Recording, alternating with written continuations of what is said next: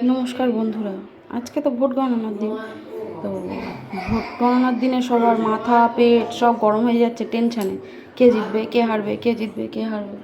তো আমি সেই জন্য সবার পেট মাথা সব ঠান্ডা করার জন্য আজকে রান্না করব তেলা কচুর ঝোল।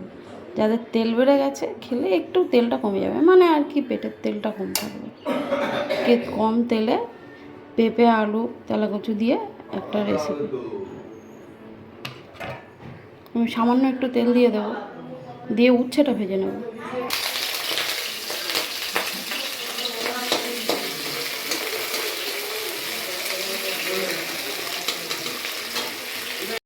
আমার উচ্ছেটা ভাজা হয়ে গেছে, আমি এবার তুলে নেব।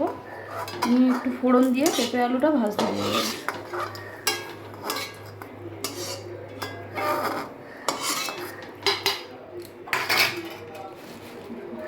আমি এবার একটু রাঁধুনি ফোড়নে দিয়ে দেবো,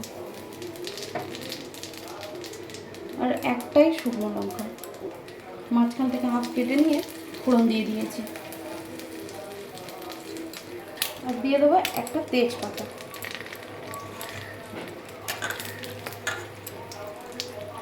এবার আমি পেঁপে আলুটা ভাজতে দিয়ে দেবো।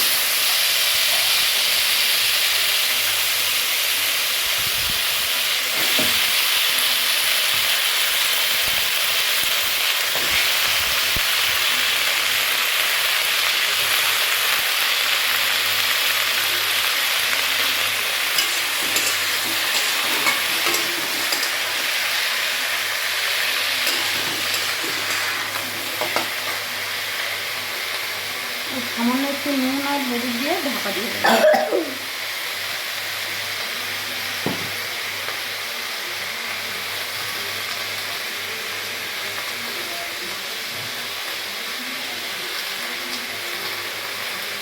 এটাকে নেড়ে চেড়ে ঢেকে দেবো, একটু সিম করে ঢাকা দিয়ে দেবো, তাহলে ভালো হবে ভাজাটা। ভালো করে ভাজা ভাজা করে নিয়ে একটু জল দিয়ে দেবো।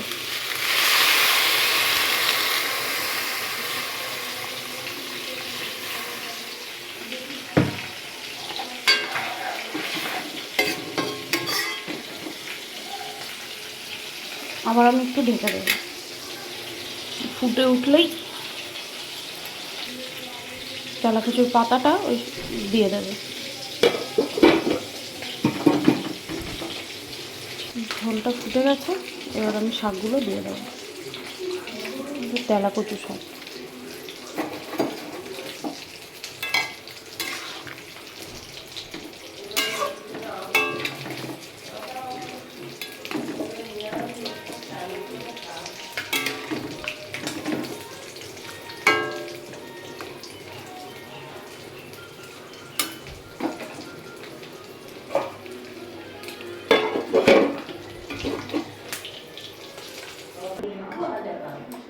একটু সামান্য জিরা বাটা দিয়ে দেবো।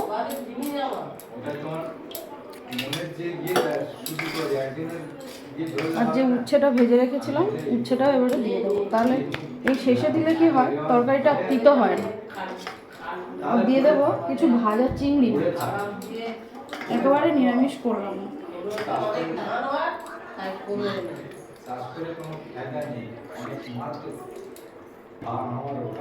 তেলা কচু পেঁপে আলু দিয়ে ঝোলটা রেডি। এই গরমে এই ঝোলটা এরকমভাবে করে খেয়ে দেখবেন, পেটটা খুব ঠান্ডা থাকবে, শরীরটাও ঠিক থাকবে। আমার রান্নাটাও অলমোস্ট ডান।